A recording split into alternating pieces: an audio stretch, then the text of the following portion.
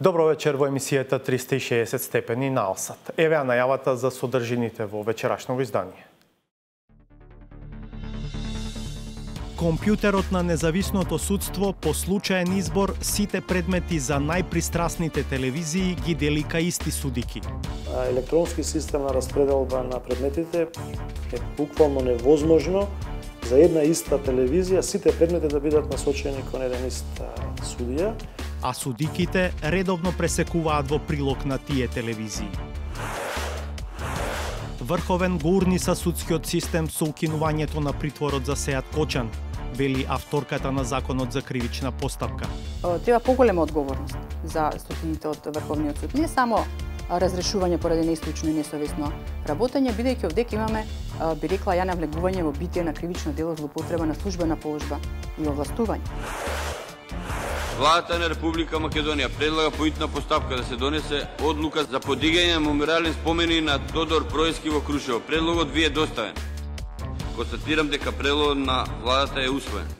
Од тогаш помина речиси една деценија, а Тоше се уште почива во гроб на кој нема ниту плоча, ограден со пластика. Пластика за овај големино човек не е во ред. Нека им служи на чест ако не го направат гробот. Бети, овие Тоше се место против нас, што правиме? Најдобриот млад наученик од Македонија се образува во Британија и Словенија, а работи на проект за вештачка интелигенција за една од најголемите кинески компании за телефон. Како мобилниот телефон би можел да препознае кога корисникот патува со кола, со воз, со автобус. Останете со нас до самиот крај за да ја видите и саботажата. Почнуваме по кратка пауза.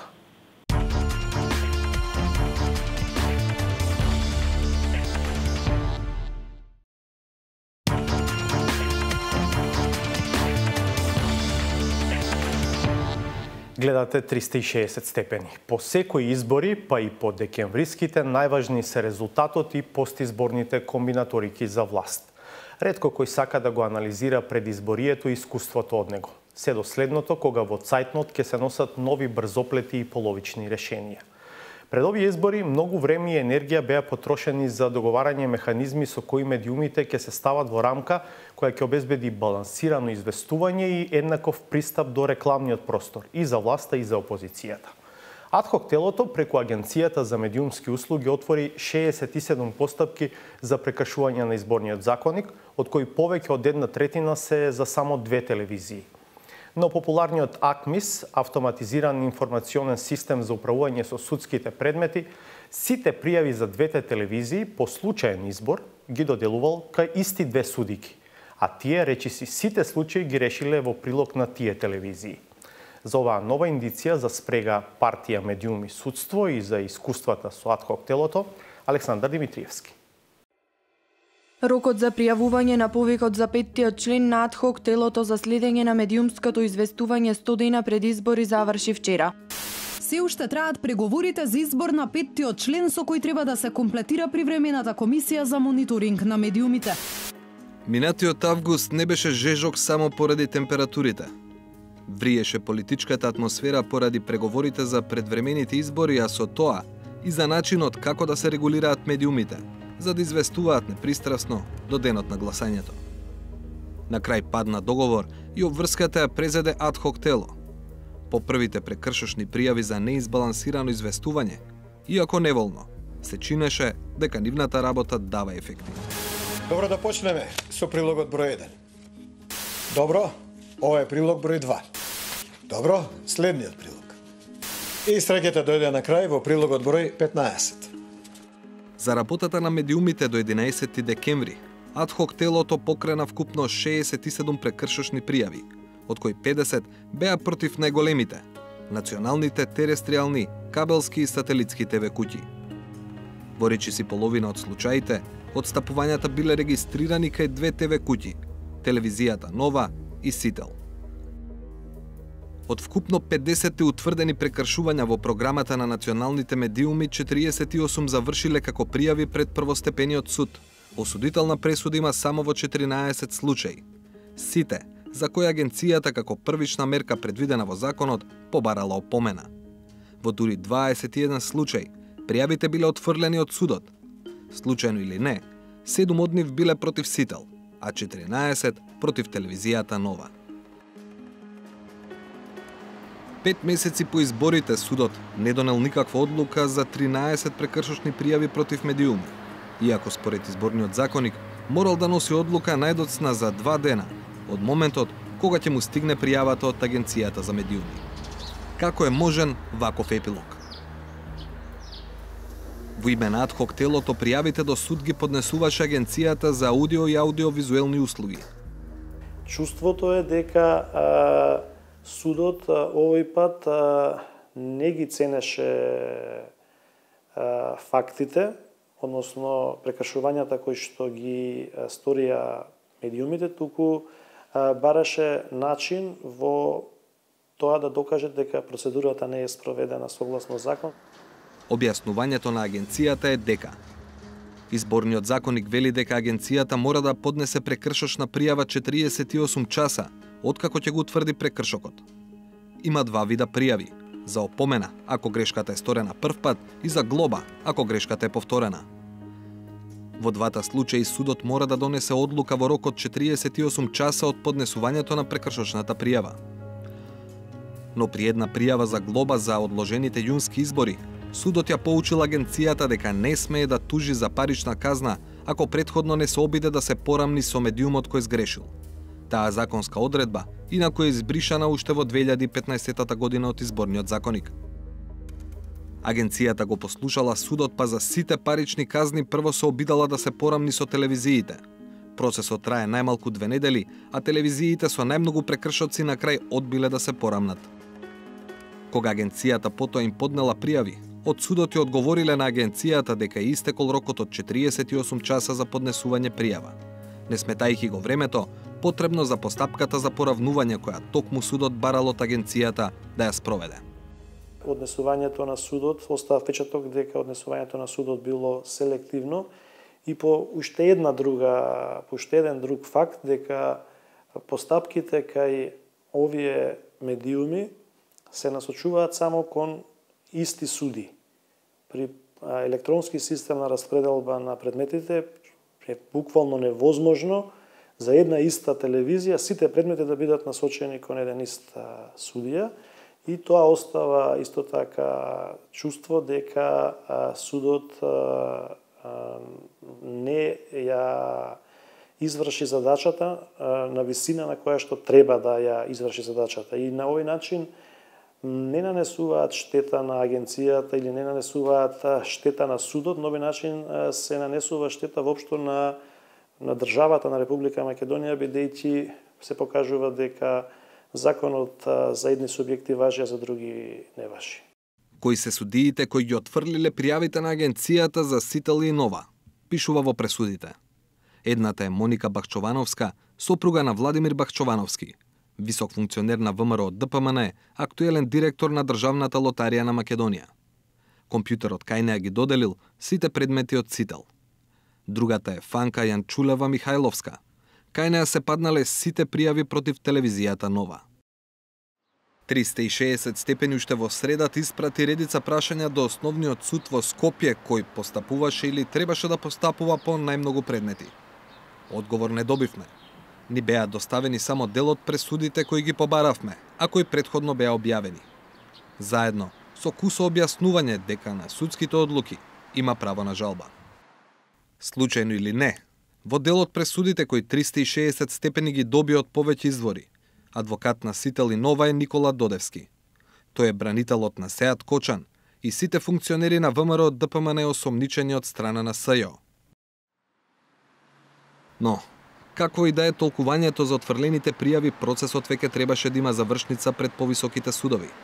Според изборниот законник, времето од утврдување на прекршок до конечна одлука на апелационен суд предвидено е да не биде подолго од 7 дена, ако не се смета времето за испраќање и прием на одлуките. Наместо тоа, и 5 месеци по изборите само 1/3 од случаите се завршени. Другите или не почнале, или постапката е заглавена пред апелација. Суштината на кратките рокови е изрекување на казни со цел известувањето на медиумите да не влие на резултатот на изборите или да не биде фаворизирана ниту една политичка партија. Изрекувањето на казна од страна на судот по завршување на изборниот процес или после неколку години од завршување на изборниот процес е безпредметно. Работата на судовите и агенцијата не е завршена, но тоа не важи за членовите на адхок телото.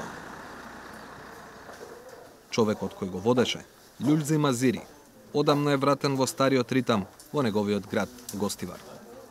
Иако конечниот исход од нивната работа се чини временски далечен, тој сепак мисли дека не било се за џабе. Според Азири, телото немало пречки за да работи ефективно, особено кога станува збор за службите во агенцијата. Besoj se procedura dhe forma do të jetë e njëjtë edhe në çdo proces të ardhshëm të monitorimit. Ato që e pranonin porosinë e pranuan porosinë dhe gjatë fushatës ishin më të balansuar, po 2-3 media që I përmenda ato edhe më të vazhdojnë të jenë të njëjta. Целиот процес беше замислен од ваша иницијатива до одлука на суд, буквално да поминуваат недела до 2 недели. Тоа на крај не се случи. Според вас, каде лежи проблемот? Во постапувањето на агенцијата или во постапувањето на судот? Trupi ad hoc dhe vetë agencioni ishim tepër dinamik. Vazhdimisht luftonim me kohën, vazhdimisht luftonim që të mos ngecim në ato afate që ishin të parapara për të përgjigjur dhe vazhdimisht kemi pasur parasysh që të plotësohet ky kusht I kohës dhe mendoj se gjatë tërë kohës sa ishim aktiv nuk e huqëm asnjë afat para parë. Besoj se gjyqësori është ai që është tepër I ngatët, gjyqësori është tepër I ngadalshëm, procedurat I sjellin shumë me ngadalësi dhe mendoj që në një qasje të re të mbikëqyrjes së mediave, besoj se nëse kjo punë nuk do lidhet me një gjyqësor më aktiv, me një gjyqësor më të fokusuar për çështjet e mediave, rezultati do të jetë I njëjtë. Duhet formuar gjykatës të cilët do të jenë aktiv në fushat parazgjedhore me qëllim që edhe vendimet jenë të shpejta që të ketë edhe efekt.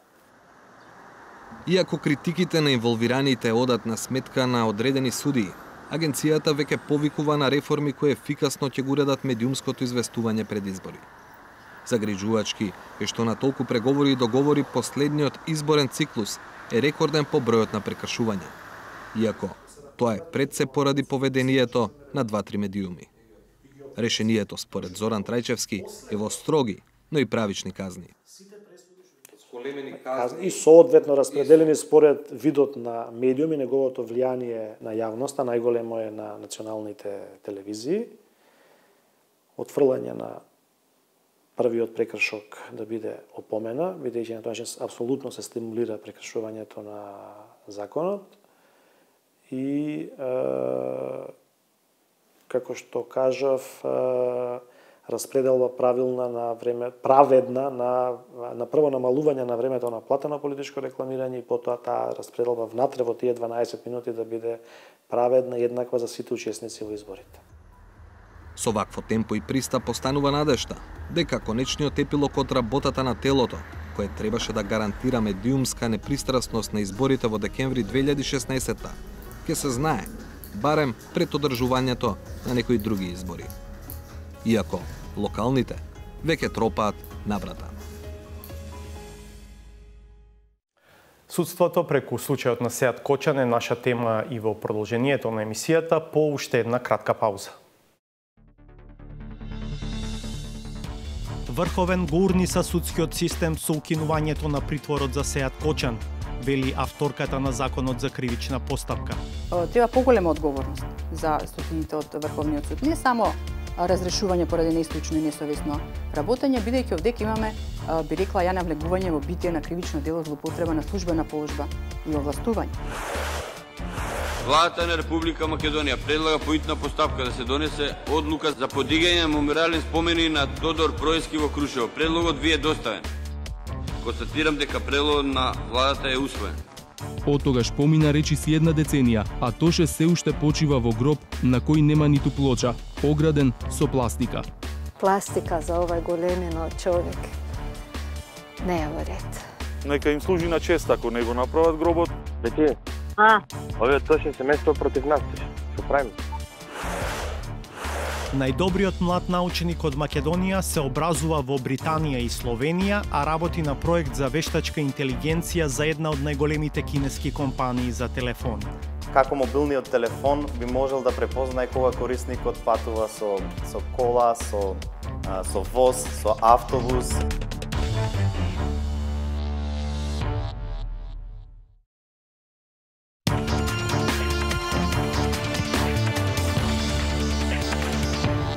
Се враќаме со емисијата 360 степени. Стручната јавност со неверување ја прими веста дека Кривичниот совет на Врховниот суд, предводен од председателот Јово Вангеловски, со надгласување го прифатил барањето за заштита на законитоста поднесено од редовното обвинителство на Марко Зврлевски и го укинал притворот за Сеат Кочан. Одлуката на врховните суди нема врска со законитоста, коментира универзитетската професорка Гордана Бужаровска-Лажетич, која е една од авторките на Законот за кривична постапка. Според неа, за судиите што ја донесоа одлуката не само што треба да се отвори постапка за разрешување, туку треба да се побара и кривична одговорност. Со Бужаровска разговараше Владимир Мирчевски. Еве го краткото интервју. Професорке, која е вашата оценка за одлуката на Врховниот суд за притворот на Сеат Кочан?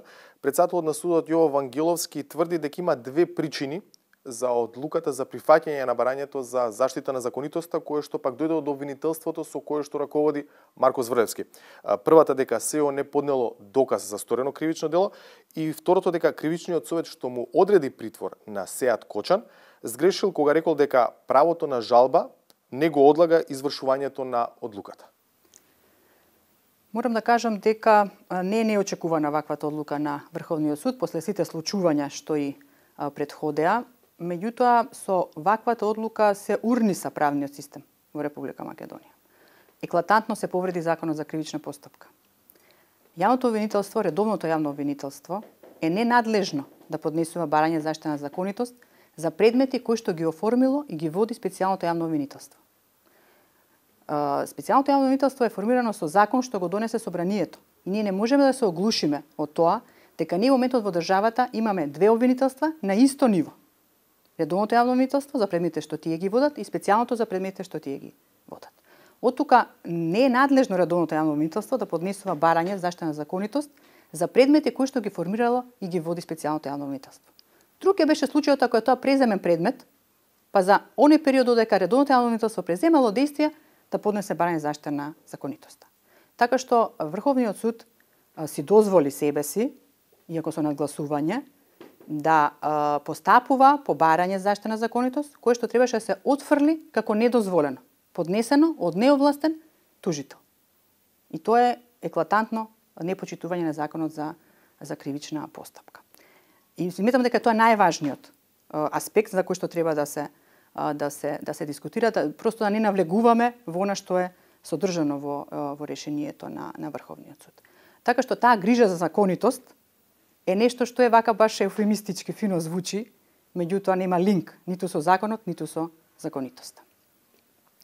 Во однос на фамозното прашање кое што создава, би рекла, дилеми за тоа дали жалбата го одлага извршувањето на решението за притвор, и тоа исто прашање на кое што нашите студенти успешно одговараат. Значи, решението за определување притвор станува извршно во моментот кога ќе го донесе судијата или советот, кој да е. Штом се определи притвор, се постапува. Штом се определи притвор, а лицето не е присутно и не е достапно, должност е да се објави потерницата. Затоа што во рамки на меѓународната соработка, решението за притвор по потерницата се елементи на она што ќе значи утре екстрадиција, доколку лицето се лоцира надвор од државата. Од тука жалбата едноставно нема логика да го одлага извршувањето на решението, бидејќи никој не би останал дома да биде приведен по основ на решението за притвор. Од тука многу е погрешно. И затоа тешко дека може да сватиме дека се работи за дилетантство, тоа треба да се испита што е причината и каде се лежат прикла корените на едно вакво погрешно толкување на законот. Членот 4.2 за суспензивното дејство на жалбата во овој случај е неприменлив.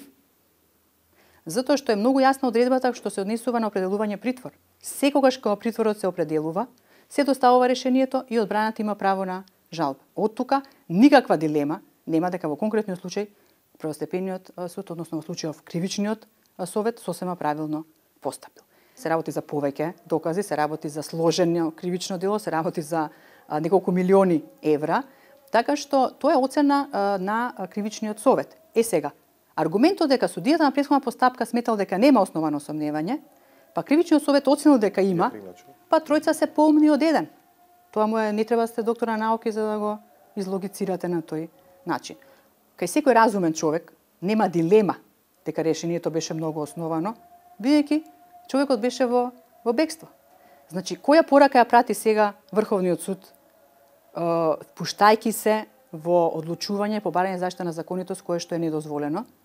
Пораката е дека секој што има сомнеш за кривично дело треба да напушти државата и дека Врховниот суд е тука да го заштити на друг начин. Во вакви услови во Република Македонија, во една ваква, би рекла, не само политичка, него институционална криза, правото не сме да биде инструмент на политиката. А на жалост сме сведоци на нешто такво. И затоа велам дека мора да се понесе одговорност. Ако одбраната на Кочан веќе знаела дека правото на жалба го одлага одењето во притвор, прашањето е тогаш зошто Кочан замина од земјата, речиси паралелно во моментот кога се носеше одлуката за притвор? Имено. Значи, она што го тврди одбраната и действијата што ги презема осомничениот се во расчекор. Ако ве сте убедени дека го одлага извршувањето на решението, човекот немаше потреба да биде на службен пат во моментот кога се носи решението.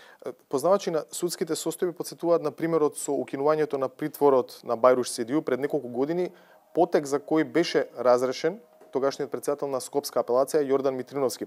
А иронијата биде поголема, иницијативата за негово разрешување пред судскиот совет ја покрена токму тогашниот и сегашниот претседател на Врховниот суд Јово Вангеловски.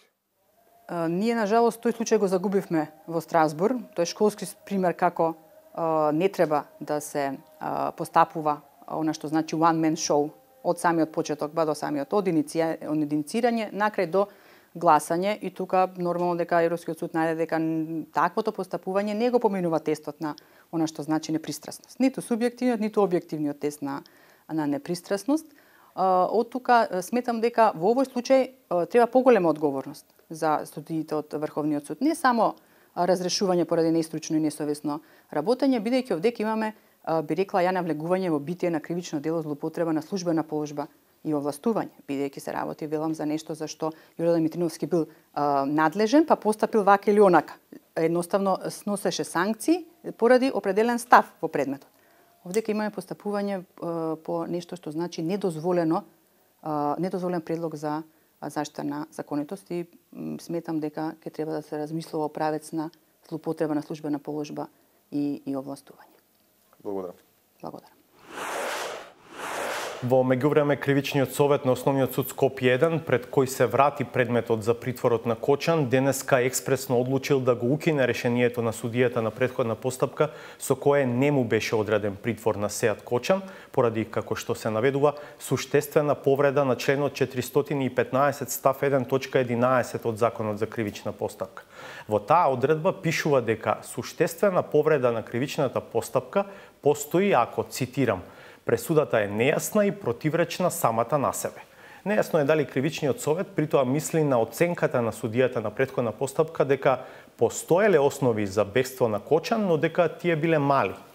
Останува неизвестно и што ќе се случи ако судијата на претходна постапка сега оцени дека треба да му одреди притвор на Кочан, со оглед на тоа што по враќањето во земјава тој е хоспитализиран на клиниката за кардиологија.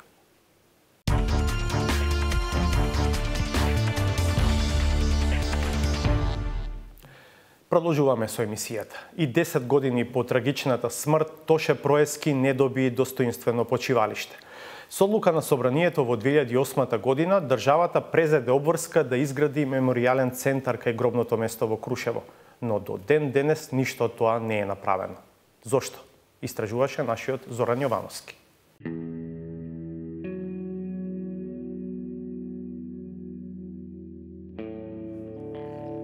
Во октомври оваа година се навршуваат 10 години од смртта на најголемата музичка ѕвезда која блесна од Македонија.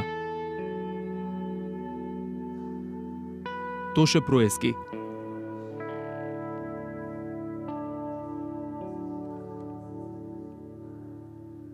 И можеби е вистинско време да прашаме колку успеавме достоинствено да му се одолжиме. Никогаш не можеме да му се одолжиме на Тоша. Се што е направено е многу малку за него.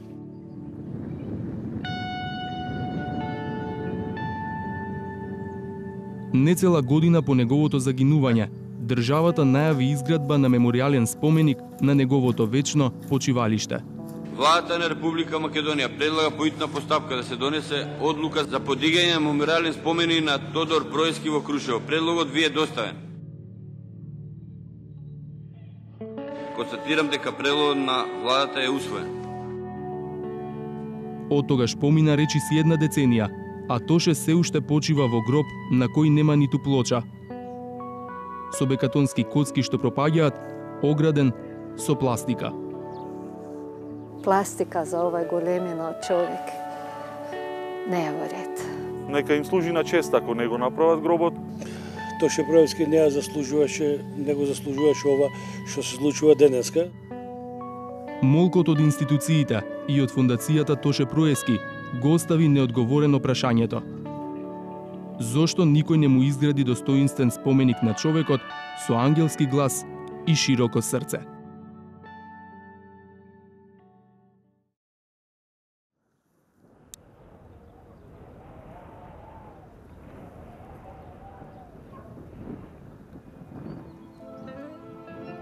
Само силниот ветер правеше звуци на гумење кај градските гробишта во Крушево. Од него крцкаа пластичните огради зад кои 10-та година почива најголемата македонска музичка легенда.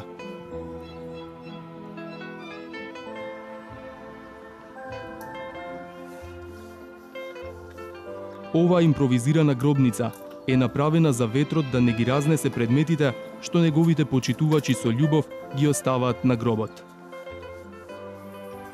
Дарија Илич од Словенија е една од најголемите почитувачи на Проески.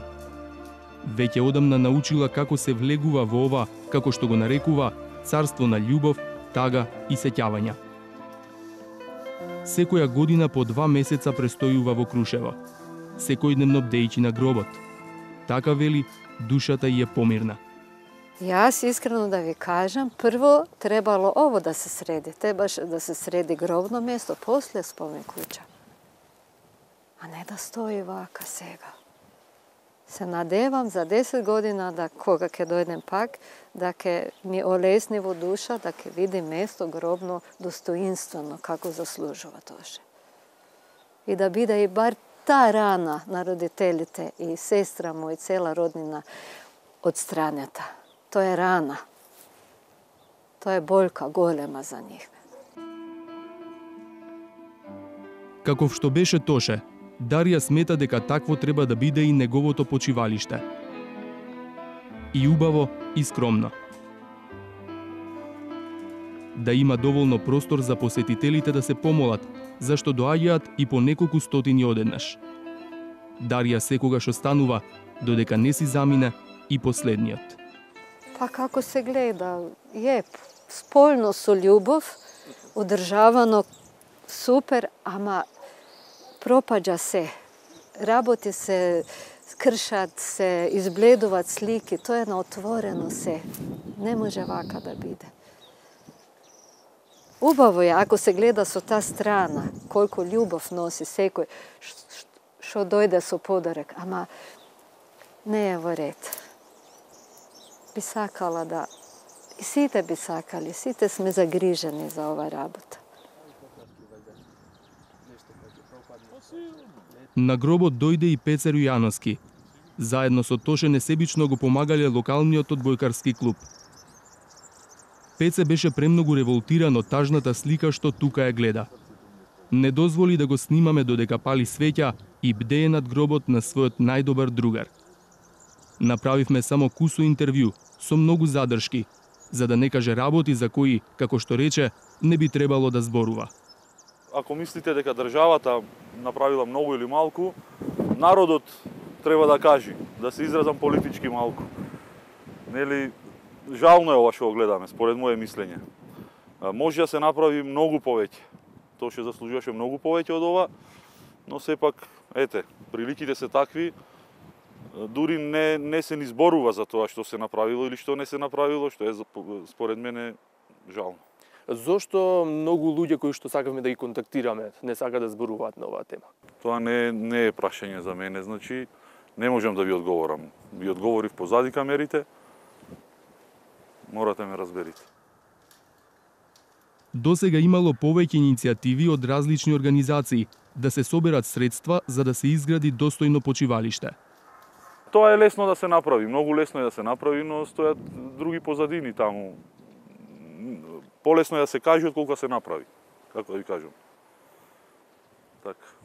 Лесно е да се соберат средства? Па мислам дека кога е Тошево прашање, секој би донирал средства, само зошто да дојде до таа ситуација да се донираат средства кога имаме држава која му е должна на Тоше. Нека им служи на чест ако не го направат гробот, не знам ни кој треба да го направи, не знам ни што треба да го направи, нека се замислат тие што требаше досега да го направат, зошто не е направен. Толку од мене.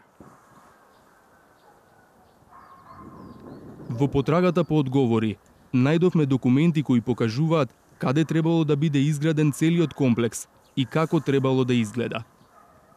И поречиси една деценија. Местноста Гумење во Крушево и натаму изгледа исто. Според идејното решение, овде требаше да биде изграден меморијалниот споменик на Тоше Проески и да се протега од платото во близина на неговата спомен куќа па се до самото гробно место. Идејното решение е на архитектот Жарко Чаушевски, автор и на некои од барокните фасади низ Скопје. На Крушевско Гумење требало да има објект со купола на гробот на Проески, црква, фонтана, шеталиште, скалила и многу цвеќе.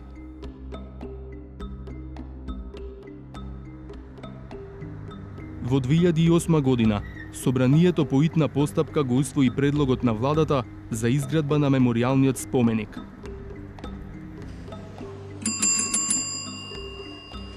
Оправданоста за итноста ја образложи министерката за култура Елизабета Канческа-Милевска.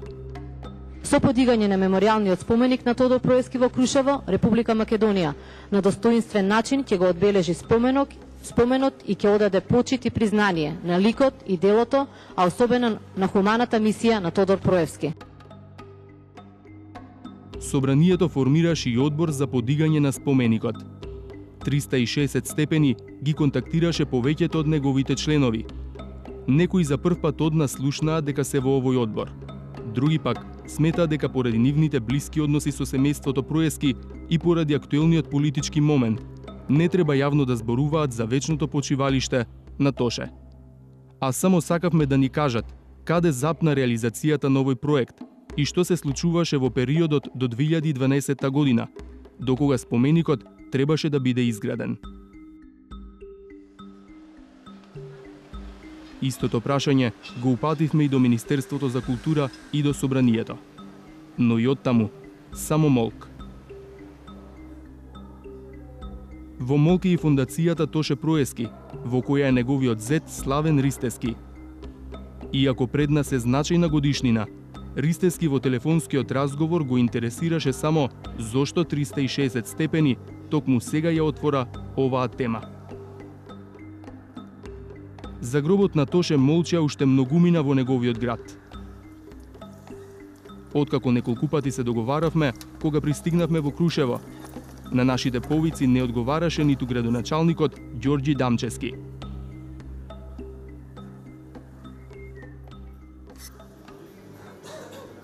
Бевме и во легендарното кафуле кое му било омилено на Тоше.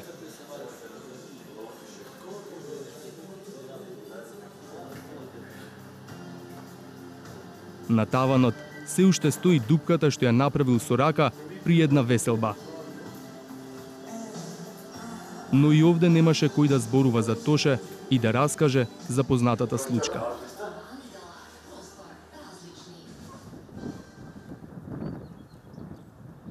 Левкија Гаджовска е поранешен градоначалник на Крушево. Здраво, добар ден, добро, благодарам. Вие добри? Добри. Добре дојдовте во Крушево. Раскажува дека во периодот 2008-2009 година локалната самоуправа соработувала со Министерството за култура во подготовките за изградба на споменикот на Гумење. Биле менувани деталниот и генералниот урбанистички план, но дел од земјиштето е во приватна собственост, па била потребна експроприација, процес што не бил во нивни ингеренции. Знам дека беа одобрени од прилика 15.000 евра за отпочнување на постапката. Меѓутоа, да не речам дека останавме и цела македонска јавност, тогаш посебно Крушево, фрапирани од одлуката со одреден ребаланс на буџетот, тие средства да се скратат, да ги нема едноставно. Што е уште полошо и пратеникот од Крушево во Собранието на Република Македонија тогаш гласаше за. Значи, тие средства да се пренаменат. Од тогаш до денес јас немам сретнато со одлука на Собранието на Република Македонија да нешто се направи во таа насока, имајќи предвид какви се сега политичките состојби во нашата земја. Не верувам дека нешто брзо ќе се случи, меѓутоа дефинитивно, имајќи предвид дека се приближува 10 годишнината од трагичната смрт на Тоше Проески, дека треба да се направат напори без разлика на партиска провиненција, да се отпочне со тој процес на уредување на гробното место. Проблемот со изградбата на меморијалниот споменик на Тоше Проески во Крушево се најде и во една од бомбите на опозицијата. Кажи, Мила. Бети, Крушево сум. Овие Тоше семејство против нас, што правиме? Да му избркаме таа од работа, ако не и да не му даваме повеќе 3000 евра, да затвориме музеја. Абе, гледи, сега пред некој ден, кога беше премиерот, ми се јави, се видов на митингот таму со тој Славе, и вика, ми зборешува, му кажав, викам, баш и ти како што кажа, таман се договоривме, викам, да отиде да го направи, после тоа ми се јави Славе и ми кажа дека татко му на Тоше не се согласува само со бродот, ако се прави, се правило целот. И после премиерот вика, ако не да земе, да го правиме целово. И после ми вика, и како ќе биде карши, него е, нели, гробов на овој Пицу Гули, ние овде цело царство, ваму, таму.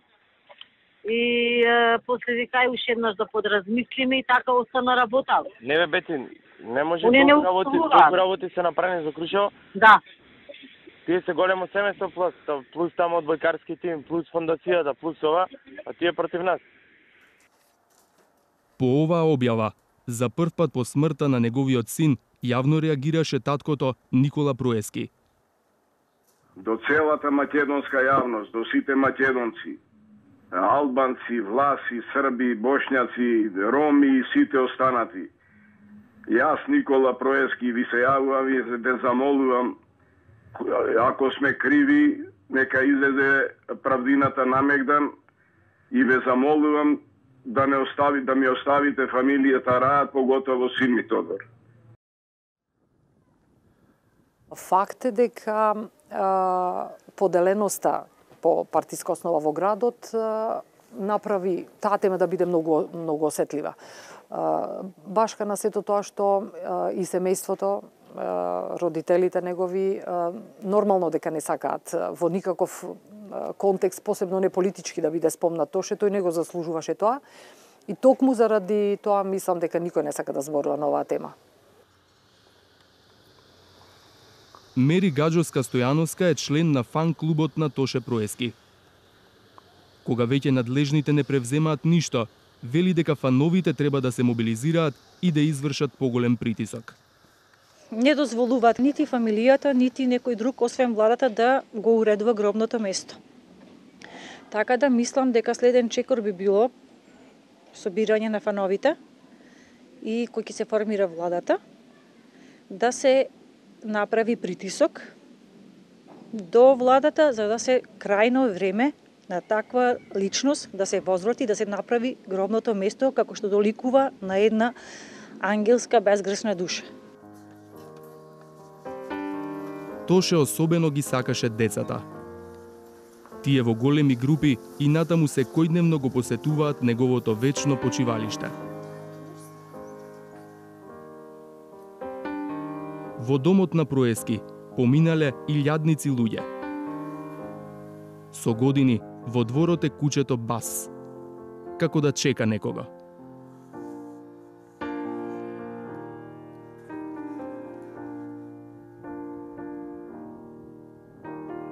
Над Крушево се издигнува манастирот Свето Преображение. За неговата изградба најголем придонес има Тоше Проески, кој често велеше дека токму тука сака да го најде мирот. Овде ми е мирот и знам дека после се ќе завршам тука.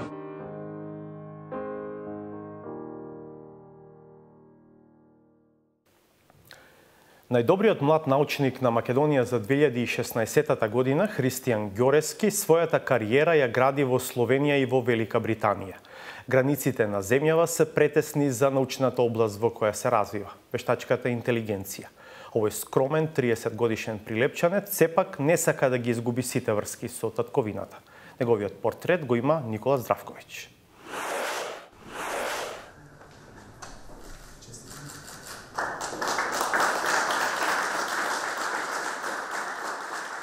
Имаме добитник чиј главен интерес е вештачката интелигенција.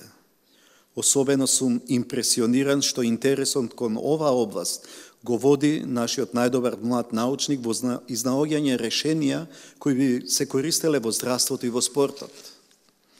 Токму оваа хумана димензија во научната работа на доктор Христијан Ѓорески треба да ни биде и потсетник дека се што правиме треба да биде и во полза за човекот.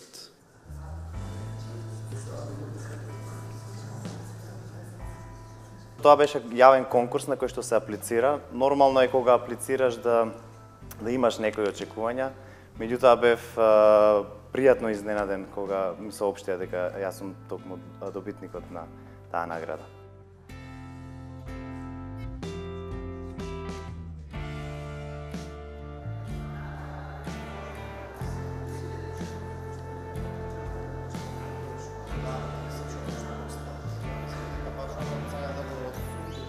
Најдобриот млад македонски научник работи во област за која светот има поделено мислење.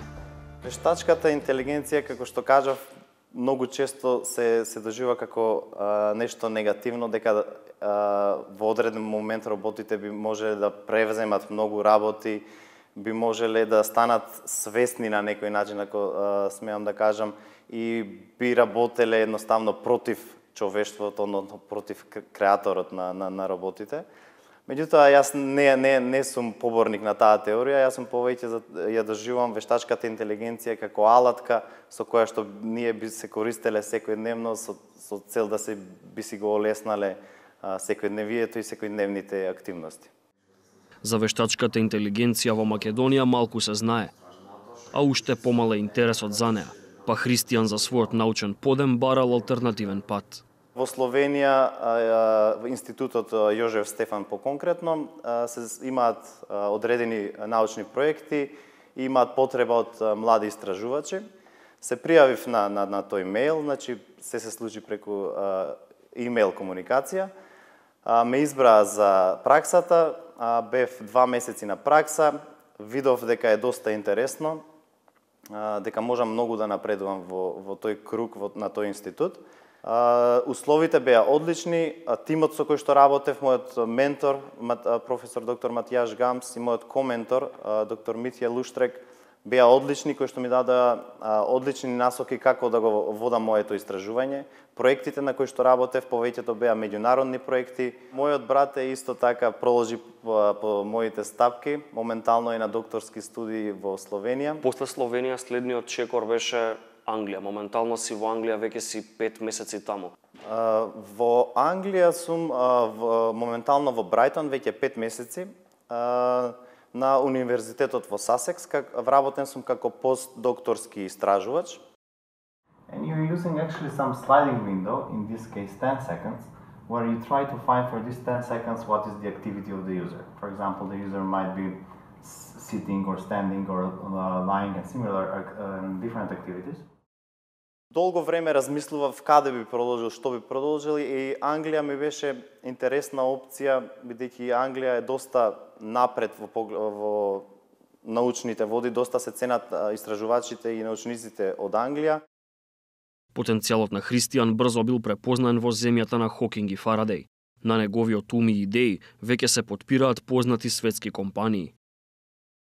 Првиот проект е го подпишавме со една, не би смел да го кажам името, меѓутоа една од најголемите кинески телекомуникацијски компании и производители на мобилни телефони. И правиме истражување за нив конкретно за препознавање на транспортот, односно како мобилниот телефон би можел да препознае кога корисникот патува со кола, со воз, со автобус, кога корисникот има некоја активност како што е одење или трчање, кога е во затворен простор, кога е надвор. Дали може би имате размислувано со твојот брат да работите на некој заеднички ваш авторски проект со оглед на тоа што и тој се занимава со истата струка, нешто што ќе му дадете ваш личен печат? И многу често сме размислувале дали е можно и како е можно да направиме нешто сами свое, дали некоја компанија која што би била спин-оф од некој меѓународен проект, бидејќи сега меѓународните проекти се повеќе нудат таа можност, доколку има некој интересен продукт, да се основа компанија која што произлегува од тој проект, и Европска унија се повеќе го мотивира таквиот начин на работа. Значи, тоа би била една опција. Well, it's good that you're laughing. It seems like you're happy. It's still filming. Се трудам да бидам што е можно поактивен, спортски активен. Најчесто посетувам теретана, се трудам тоа да биде 2 до 3 пати неделно. Во последно време исто така почнав и со трчањето, кое што ми е некоја нова активност.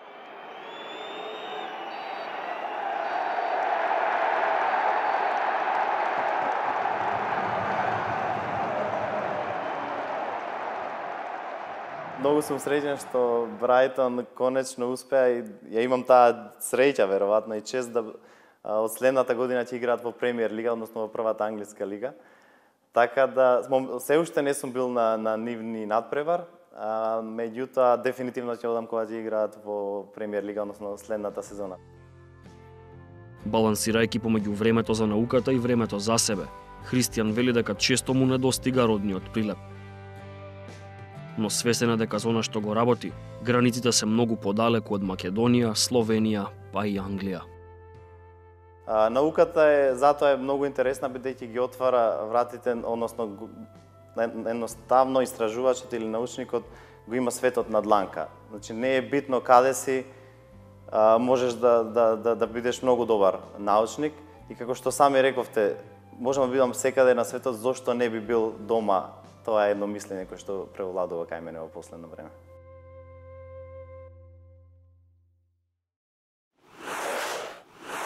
Полека се движиме кон финалето вечерва. Следува саботажата на Сречко Поповски.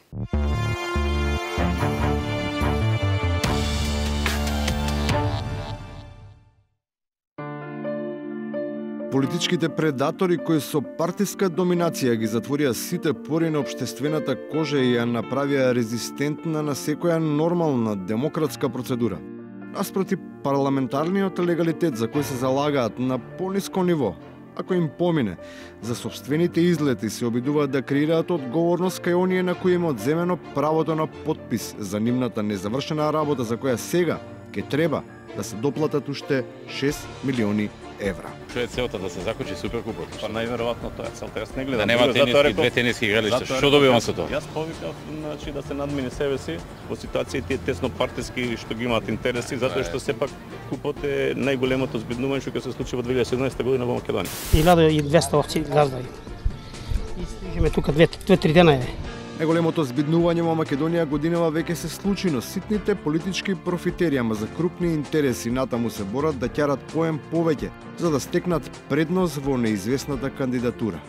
Цврсто застапувајќи ги тезите за биполарност на која тие природно поради дебелото социјалистичко досие и припаѓаат, наместо кон запад, со сето срце го очекуваат истокот не баре под диктат, од него ќе бидат промовирани во челници на некоја општина во Москва или во Пекинг. Меѓународната заедница не е Вашингтон, Брисел, че има и други членки на Совет за безбедност. И меѓународната заедница е многу поширок дел. Многу тежок занет. Тоа е тежок, некој сите ги молиме, не сака никој да стане. На таа констелација се обложуваат и бројните интелектуални марионети чија политичка кариера не се гради со научно заснивана подршка, туку во основата и во надградбата го има ревносното и неаргументирано бранење на антисистемот. Осоколени од дадената шанса, тие дури почнуваат себе си да се гледаат на позициите, на кои доколку се види актуелниот корисник, не се далеку од реално остварување на посакуваната номинација. Јас да сум на местото на Иванов, јас со било каква негова пишана изјава или не знам, јас гарантирам унитарност и такви некои флоскули, јас не би му го дал мандатот од разбирливи причини. И ние ефтино стрижеме, многу стрижеме ефтино. 25 динара ваа овца стрижам јас. Оние вистинските респектирани без оглед на политичката ориентација пак се спуштаат на толку едноставно ниво на комуникација, така што безпрекорно јасно ги објаснуваат собитијата, сакајќи веројатно да покажат дека тие што треба да служат, постојано се обидуваат да им ги поматат сметките на оние што на крајот плаќаат дури и за тоа што не го нарачаме. Келерите кога прават сметка и вика 10 чевапчича, 2 карменадле, 3 флаши пива, АПП, чекај, викам, што ти е тоа АПП? Па ако проđe, господи. И мало кажуваат, 2 партии изимат вуна, ама по 25 динара, многу ефтино. Благодарејќи на истата таа финта, очигледно е дека многу нарачки си проаѓаат, па затоа наместо одговор колку сето тоа ќе чини, не баре се прави приватна журка, а не судски преседан. На завршениот роден ден се избегнува да се каже кој со мечот на правдата ја пресекол тортата на неправдата. Благодарам за честитките за денот на адвокатурата. Се гледа. Во една сезона колку овци ќе стрижите? Па до 500. 500 овци, 7 души. И на крајот, ништо од сето тоа не е лесно. Многу тежок занет. Тоа е тежок, никој, сите ги молиме, не сака никој да стрижи. Занаетот може би не е толку тежок. Проблем е што има се помалку овци.